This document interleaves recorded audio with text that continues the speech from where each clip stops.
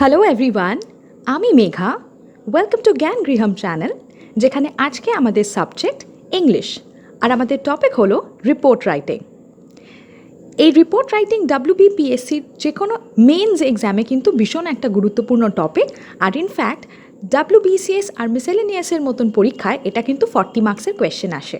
এবার report রাইটিংয়ের format আমরা সবাই জানি, কিন্তু exactly the Times of India বা দ্য হিন্দুর মতন কিন্তু আমরা লিখতে পারি না। তো আজকের ভিডিওটাতে আমরা অ্যানালাইজ করব যে কিভাবে লিখলে আমরা অ্যাভারেজ স্কোর মানে 10 আউট অফ 40 থেকে একটা টপারের মতন স্কোর মানে 30 আউট অফ 40 অবধি স্কোর করতে পারি। তো ভিডিওটা শেষ পর্যন্ত দেখতে থাকো আর শিখে নাও জাস্ট কিছু টেকনিক্যাল স্ট্র্যাটেজি ফলো করলেই কিভাবে আমরাও অবিশ্বাস্যকর ভালো স্কোর করতে পারি।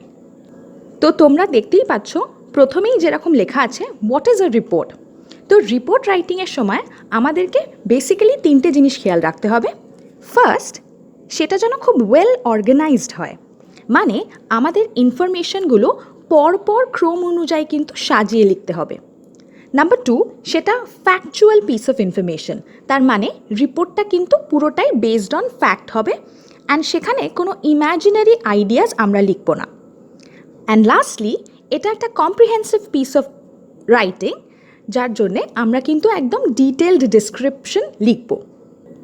নেক্সট চলো এবার দেখে নিই আমাদের রিপোর্ট রাইটিংয়ের বেসিক ফরম্যাটটা। তো তোমরা দেখতেই পাচ্ছ format of writing A report. আমরা রিপোর্ট লেখার সময় প্রথমেই একটা হেডিং দিই বা টাইটেল দিই। তো যেমন তোমরা নিউজ পেপারে দেখে থাকবে প্রত্যেকটা নিউজ আর্টিকেলেরই কিন্তু একটা হেডলাইন হয়। এবার এক্ষেত্রে বলে রাখি হেডলাইনটা যেন ক্যাচি আর শর্ট হয়। নেক্সট আফটার দ্য হেডলাইন আমরা তার নিচের লাইনে একটা ছোট্ট হাইফেন দিয়ে বাই বলে স্পেশাল করেসপন্ডেন্ট বা স্টাফ রিপোর্টার বা PTI এগুলো লিখব। টাইটেল আর বাই লেখা হয়ে গেলে আমরা পেজের একদম লেফট কর্নারে প্রথমে প্লেস, যেখান থেকে আমরা রিপোর্টিংটা করছি, এবং তারপরে একটা কমা দিয়ে রিপোর্টিং ডেটটা লিখব। এখানে একটা কথা বলি, যেহেতু আমরা ঘটনাটা ঘটে যাওয়ার পরে সেটাকে কাগজে ছাপাই, তাই জন্যে রিপোর্ট রাইটিংয়ের সময় ডেটটা কিন্তু ইনসিডেন্টের ঘটে যাওয়ার পরের কোনো একটা ডেট অবশ্যই লিখব। সেটা কিন্তু আমাদের দিয়ে থাকা হিন্ট থেকে একটু খেয়াল রেখে লিখতে হবে। অ্যান্ড লাস্টলি আমরা ওই কোলনটার পর থেকেই ইমিডিয়েটলি শুরু করে দেব আমাদের রিপোর্টের কন্টেন্ট লেখা। তো যেরকমটা আমি ফরম্যাট এক্সপ্লেন করলাম, আমাদের রিপোর্টটাও দেখতে ঠিক এই রকমই হবে। তো তোমরা স্যাম্পল ফরম্যাটটা দেখতেই পাচ্ছ।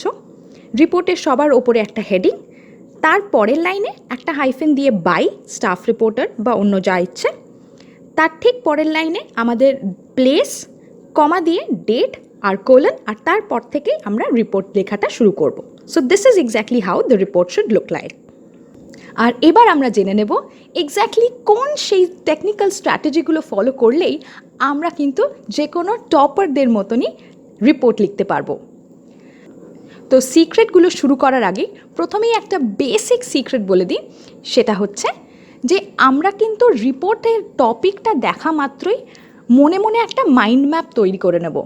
তাহলে কি হবে, আমরা ঘটনাটার সম্পর্কে একটা নিজেদের মনে পিকচার এঁকে নিতে পারবো, আর ঠিক সেই পিকচারের অ্যাকর্ডিং আমরা কিন্তু ইভেন্টগুলো বা ইনসিডেন্টটাকে সাজিয়ে পরপর লিখতে পারি। তাই প্রথম ট্রিক হচ্ছে আমরা কিন্তু কোয়েশ্চেনটা পড়েই মাইন্ড ম্যাপ তৈরি করে নেব। এবার দেখো, একটা ভালো রিপোর্টে সবসময় কিন্তু ক্যাচি হেডলাইন দেব।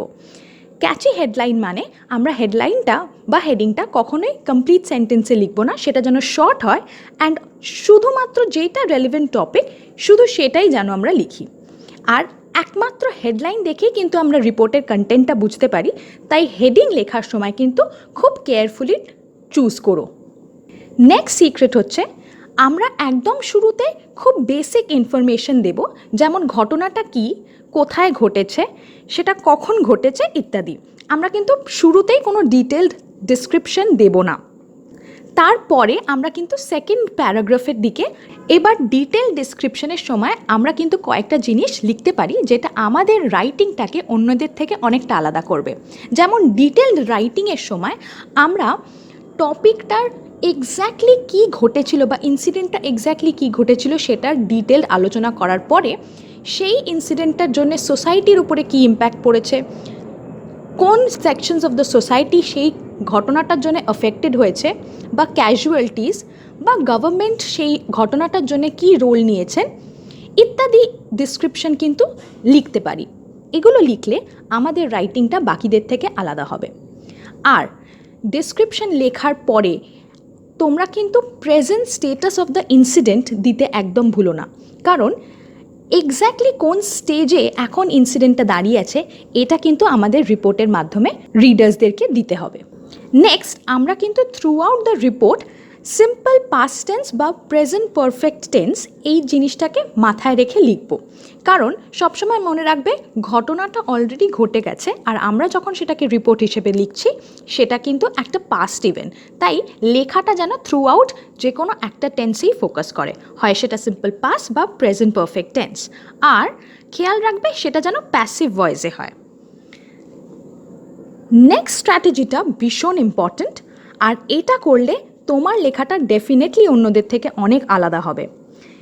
রিপোর্টের শেষের দিকে সবসময় যেরকম আমি বললাম আমরা কিন্তু ইনসিডেন্টটা বা কেসটার প্রেজেন্ট স্টেটাস অবশ্যই দেব এবং তার সঙ্গে কেসটা রিলেটেড যে কোনো কনসার্নড অথরিটি বা কনসার্ন ডিপার্টমেন্টের কোনো ইম্পর্ট্যান্ট অফিসিয়াল বা কোনো ইম্পর্ট্যান্ট ব্যক্তির ডাইরেক্ট স্পিচটা লিখে দিতে পারি, এবং সেটা করার সময় আমরা কিন্তু ডাবল কোটসের মধ্যেই তার বলা ডাইরেক্ট স্পিচটা লিখব। এর থেকে কিন্তু তোমার এক্সামিনার বুঝতে পারবে তোমার রাইটিং স্ট্যান্ডার্ড অন্যদের থেকে অনেক বেটার। এছাড়াও লাস্ট স্টেপটা হলো আমরা যখন রিপোর্ট লিখছি আমরা কিছু ফ্রেজেসের ব্যবহার করতে পারি। যেমন পপুলার নিউজ পেপারসরা কিন্তু এই ধরনের ফ্রেজেস ইউজ করে থাকে, যেমন the sources have confirmed, an official statement said, reportedly ইত্যাদি এই কথাগুলো। তো আমরা সেন্টেন্স শুরু হওয়ার আগে এইগুলো কিন্তু লিখে শুরু করতে পারি। This will make our report more authentic. আর এখন আমরা একটা সলভড স্যাম্পল রিপোর্ট দেখব, যেখানে তোমরা দেখতেই পাচ্ছ কোয়েশ্চেনটা রয়েছে write a news paper report on the world wide outbreak of corona pandemic using the following hints. তো ঠিক এই রকমভাবেই পরীক্ষায়ও কিন্তু আমাদের কাছে হিন্টটা দেওয়া থাকবে, আর সেই হিন্টগুলো ব্যবহার করেই কিন্তু আমরা রিপোর্টটা লিখব। তো যেমনটা আমি এক্সপ্লেন করেছিলাম, প্রথমেই আমরা হেডিংটা দিয়েছি, তার নিচে বাই স্টাফ রিপোর্টার। এখানে যেহেতু টপিকটা ছিল করোনা প্যান্ডেমিক, তাই আমার হেডিংটা হচ্ছে global outbreak of corona virus disease. রিপোর্টের একদম লেফট সাইডে আমরা নিউ দিল্লি মানে প্লেসটা লিখেছি, কমা দিয়ে 16 মে 2020 মানে ডেটটা। এবার আমি রিপোর্টটা পড়ে তোমাদেরকে বিস্তারিত আলোচনা করে দেব। The world today is plagued by a catastrophic pandemic caused by a deadly virus that has the potential of inflicting great hazard upon the entire human civilization. এই লাইনটার মানে হচ্ছে আজকের পৃথিবী একটা ভয়াবহ মহামারীতে জর্জরিত হয়ে রয়েছে, যার কারণে কিন্তু মানব সভ্যতার অনেক ক্ষতি হচ্ছে। Coronavirus or COVID-19 is a life-threatening infectious disease that was first reported to have originated in the Wuhan city of China around December 2019. তার মানে করোনা ভাইরাস বা কোভিড-19 নামক ভাইরাসটি প্রথম দেখা গিয়েছিল চায়নার উহান সিটিতে, যেটা ডিসেম্বর 2019-এ প্রথম দেখা গিয়েছিল। In the subsequent months, the disease spread to all parts of the world, including Europe, Asia, and USA, transcending national and international borders. এর মানে হলো পরবর্তী কিছু মাসে এই ভয়ানক ডিজিজটা পৃথিবীর বিভিন্ন জায়গায়, যেমন ইউরোপ, এশিয়া, আমেরিকা ইত্যাদি জায়গায় ন্যাশনাল এবং ইন্টারন্যাশনাল বাউন্ডারিজকে অতিক্রম করে ছড়িয়ে পড়েছে। Like any other infectious disease, the coronavirus disease also involves human-to-human transmission. তার মানে হলো যে কোনো ছোঁয়াচে রোগ বা ইনফেকশিয়াস ডিজিজের মতনই কিন্তু করোনা ভাইরাসও মানুষ থেকে মানুষে ছড়িয়ে পড়ছে। Claiming more than 3 lakh lives globally so far, the coronavirus disease has eventually become the most lethal disease that has affected the world in the last 100 years, bringing the global economy to a standstill. তার মানে বিশ্বজুড়ে এই corona virus এখনও অবধি 3 লাখেরও বেশি মানুষের প্রাণ নিয়েছে এবং সেই কারণেই এই ভাইরাস বা এই ডিজিজকে বলা হচ্ছে সবথেকে ভয়ানক বা সবথেকে মারাত্মক একটা ডিজিজ যেটা লাস্ট 100 ইয়ার্সে আমাদের পৃথিবীকে আক্রমণ করেছে এবং ঠিক এই কারণেই আমাদের গ্লোবাল ইকোনমিটা প্রায় স্থগিত হয়ে গেছে। এরপর in India the situation is equally abysmal, যার মানে ইন্ডিয়াতেও সিচুয়েশনটা একইভাবে খারাপ। Repeated nationwide lockdown has not been able to contain the spread of the disease or lower the death toll. বারংবার লকডাউন হওয়ার পরেও কিন্তু ইন্ডিয়াতে এই ভাইরাসের ছড়িয়ে পড়াটা রোধ করা যায়নি এবং মৃত্যুর সংখ্যাও কিন্তু কমানো যায়নি। So far, more than 2,500 deaths have been reported. Among all the Indian states, Maharashtra is the worst affected. তো এখনও অবধি ইন্ডিয়াতে 2,500-এরও বেশি মৃত্যুর সংখ্যা এবং ইন্ডিয়ার সমস্ত স্টেটসের মধ্যে মহারাষ্ট্র কিন্তু সবথেকে বেশি ক্ষতিগ্রস্ত। All sectors of Indian economy are adversely affected due to the closure of all economic transactions except for those involved in the emergency services.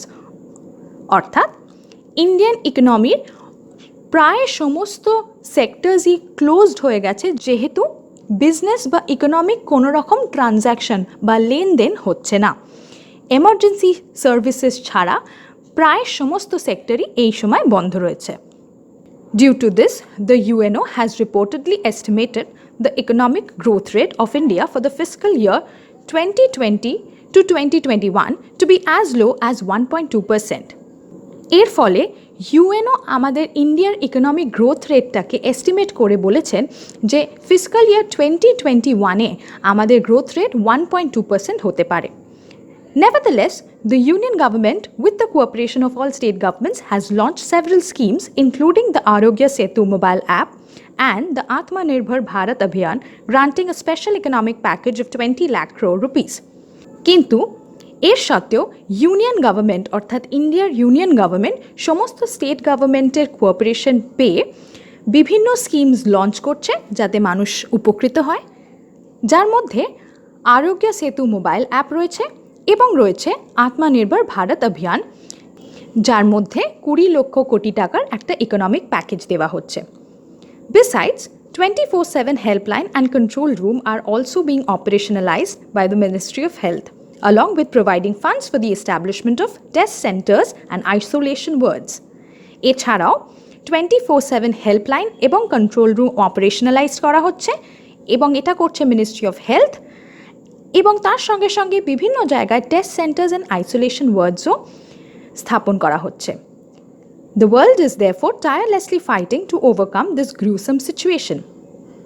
এই লাইনটার মানে আজকের পৃথিবী অক্লান্ত পরিশ্রম করে যাচ্ছে এই করোনা ভাইরাসকে অতিক্রম করার জন্য। তো তোমরা এই রিপোর্টটা দেখে বুঝতেই পারলে যে শুরুর দিকে আমি কিন্তু শুধুই বেসিক একটা ইন্ট্রোডাকশন দিয়েছিলাম টপিকটা বা ইনসিডেন্টটা কি এই সম্পর্কে। তারপরে কিন্তু আমি গ্র্যাজুয়ালি টপিকটা আরও অনেক ডিটেলে আলোচনা করেছি, যেখানে আমি কিন্তু করোনা ভাইরাসের ইম্প্যাক্ট আর গভর্নমেন্ট স্কিমস ইত্যাদি আলোচনা করেছি, এবং ইনসিডেন্টের জন্য পৃথিবীর প্রেজেন্ট স্টেটাসও কিন্তু এখানে ডিসকাস করা আছে। তো ঠিক একইভাবে তোমরাও লিখলে তোমাদের রিপোর্টও কিন্তু অন্যদের থেকে আলাদা হতে পারে। এরপর আমরা কিন্তু রিপোর্টে বেশ কয়েকটা অচেনা শব্দ বা নতুন শব্দ পেয়েছি, যেগুলোকে তোমাদের জন্য আমি এই ভিডিওতে রেখেছি। যেমন আমরা প্রথম লাইনেই পেয়েছিলাম দ্য ওয়ার্ল্ড ইজ প্লেগড বাই। তো এই প্লেগড বাই কথার মানে হচ্ছে জর্জরিত হয়ে থাকা। নেক্সট আমরা ক্যাটাস্ট্রফিক বলে একটা ওয়ার্ড পেয়েছিলাম, যার মানে সর্বনাশা বা অত্যন্ত ক্ষতিকর। তারপরে আমরা প্যান্ডেমিক বলে একটা ওয়ার্ড পেয়েছি, যেটা এখন আমাদের সবারই খুব চেনা। এর মানে হচ্ছে পৃথিবীব্যাপী মহামারী। নেক্সট ওয়ার্ড ইনফ্লিক্টিং, যার মানে হলো হানা দেওয়া। নেক্সট ট্রান্সেন্ডিং, যার মানে অতিক্রম করা। এখানে ট্রান্সেন্ডিং ন্যাশনাল অ্যান্ড ইন্টারন্যাশনাল বাউন্ডারিজ ছিল, তার মানে ন্যাশনাল অ্যান্ড ইন্টারন্যাশনাল বাউন্ডারিজকে অতিক্রম করে, অর্থাৎ সেগুলোকে ভেদ করে। Next word is lethal. Lethal মানে কিন্তু যেটা মারাত্মক বা প্রাণহানি। নেক্সট ওয়ার্ড অ্যাবিসমাল, যার মানে হচ্ছে খুবই খারাপ, extremely bad. And last word is gruesome, যার মানে ভয়ঙ্কর। তো তোমাদেরকে এই ওয়ার্ডগুলোর মানে দিয়ে দিলাম, যাতে তোমরা পরবর্তীকালে যে কোনো নিজেদের সেন্টেন্সে এই ওয়ার্ডগুলো ইউজ করে সেই সেন্টেন্সগুলোর মান আরও এনহ্যান্স করতে পারো। ভিডিওটা যদি তোমাদের ইউজফুল লেগে থাকে তাহলে লাইক, শেয়ার আর সাবস্ক্রাইব করতে ভুলো না। আর আমাদের আজকের টপিক রিপোর্ট রাইটিংয়ের পিডিএফটা কিন্তু নিচের ডিসক্রিপশন বক্সে লিঙ্ক দেওয়া থাকবে, তোমরা ইচ্ছে করলে ডাউনলোড করে নিতে পারো। ইংলিশে এরকম বিভিন্ন টপিকে রাইটিং স্কিলের প্যারালালি গ্রামার এবং বিভিন্ন এমসিকিউ সলভ করার জন্যে তোমাদেরকে এই চ্যানেলে চোখ রাখতেই হবে। জ্ঞান গৃহম চ্যানেলে তোমাদের গাইড করবেন প্রত্যেকটা সাবজেক্টের সাবজেক্ট এক্সপার্টস অ্যান্ড টপ এডুকেটার্সরা, আর তাই কম্পিটিটিভ এক্সামসের কম্প্রিহেন্সিভ স্ট্র্যাটেজি এবং প্রিপারেশন পেতে অবশ্যই চোখ রেখো জ্ঞান গৃহম চ্যানেলে। Thank you for watching.